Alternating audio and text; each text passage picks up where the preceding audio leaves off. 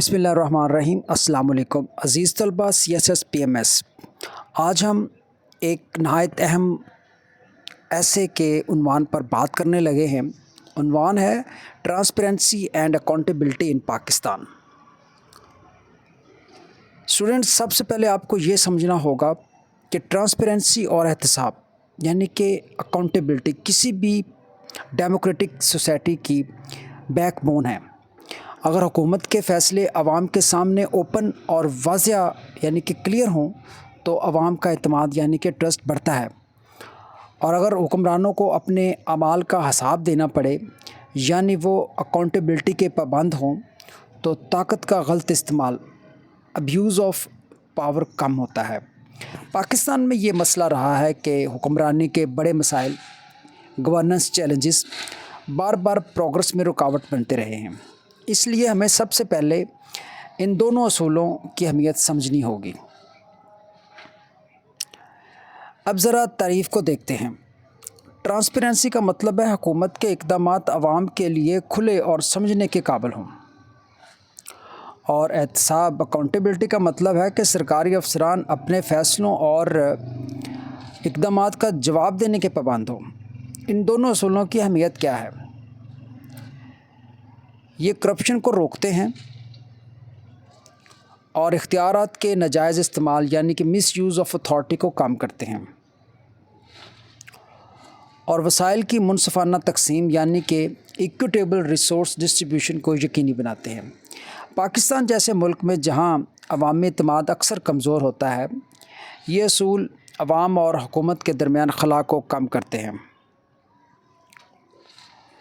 لیکن مسئلہ یہ ہے کہ پاکستان دہائیوں سے ان پر عمل درآمد میں کامیاب نہیں رہا۔ چیلنجز کیا ہیں؟ مسائل کیا ہیں؟ سب سے پہلے کرپشن، یہ ہر سطح پر حکمرانی کو کھا رہی ہے۔ دوسرا، ویک انسٹیٹیوشنز، مثال کے طور پر نیشنل اکاؤنٹیبلٹی بیورو نیب اور آڈیٹر جنرل کا دفتر آڈیٹر جنرلز آفس اکثر پولیٹیکل پریشر اور نااہلی کا شکار رہتے ہیں۔ تیسرا، پولیٹیکل انٹرفیرنس، جب ٹرانسپیرنسی کے نظام سیاست کی وجہ سے متاثر ہوں تو آزاد تحقیقات ممکن نہیں رہتی۔ جب شفافیت کے نظام سیاست کی وجہ سے متاثر ہوں تو کیا ہوتی ہے؟ تحقیقات ممکن نہیں رہتی۔ چوتھا، lack of awareness and civic engagement, جب عوام اپنے حقوق نہ جانیں اور حکومت پر دباؤ نہ ڈالیں تو حکمران بھی بے فکر ہو جاتے ہیں۔ پانچواں، میڈیا ریسٹرکشنز، پاکستان کا میڈیا اگرچہ طاقتور ہے لیکن سینسرشپ اور پریشر اس کے کام کو لمیٹڈ کر دیتے ہیں۔ عزیز طلبہ، اب آتے ہیں اصلاحات کی طرف، ریفارمز کی طرف۔ پاکستان میں کچھ میئرز کیے گئے ہیں، مثلاً رائٹ ٹو انفارمیشن ایکٹ 2017 جو عوام کو حکومتی ریکارڈ تک ایکسیس دیتا ہے۔ اس طرح پبلک اکاؤنٹس کمیٹی PAC حکومت کے ایکسپینڈیچرز کا جائزہ لیتی ہے، لیکن یہ کافی نہیں ہے، ہمیں مزید اقدامات کی ضرورت ہے۔ سب سے پہلے اینٹی کرپشن ایجنسیز احتسابی اداروں کو آزاد اور ٹرانسپیرنس بنایا جائے۔ پبلک پروکیورمنٹ عوامی خریداری اور مالیاتی انتظام یعنی کہ فنانشل مینجمنٹ میں ڈیجیٹل سسٹم لایا جائے۔ جوڈیشری کو ریفارمز کے ذریعے تیز اور ایفیکٹو بنایا جائے تاکہ کرپشن کے مقدمات جلدی نپٹ سکیں، اور سول سوسائٹی کو فعال کیا جائے تاکہ عوام کو باخبر رکھا جائے۔ اب سول سوسائٹی اور میڈیا کی اہمیت پر بات کرتے ہیں۔ ایک باشعور سول سوسائٹی یعنی کہ ایک انفارمڈ سول سوسائٹی شفافیت کے لیے بہت ضروری ہے۔ میڈیا بھی کرپشن کو بے نقاب کرنے میں بڑا کردار ادا کرتا ہے، خاص طور پر انویسٹیگیٹو جرنلزم یعنی کہ تفتیشی صحافت کے ذریعے۔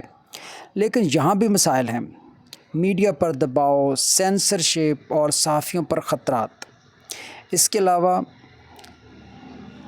وسل بلوئرز کا تحفظ بھی ضروری ہے۔ پھر آتا ہے سوشل میڈیا کا کردار۔ ایک طرف یہ عوامی احتساب کو بڑھاتا ہے، दूसरी तरफ मिस इन्फॉर्मेशन भी फैलाता है। इसलिए मीडिया लिटरेसी और इखलाकी सहाफ़त यानी कि एथिकल जर्नलिज़म को फ़रोग़ देना ज़रूरी है। आखिर में नतीजा क्या निकलता है? ट्रांसपेरेंसी और अकाउंटेबिलिटी डेमोक्रेटिक गवर्नेंस के सतून हैं। पाकिस्तान में अभी हर्डल्स मौजूद हैं, जैसे कि वीक इंस्टीट्यूशन, पॉलिटिकल प्रेशर, लेकिन रिफॉर्म्स के ज़रिए बेहतरी पॉसिबल है।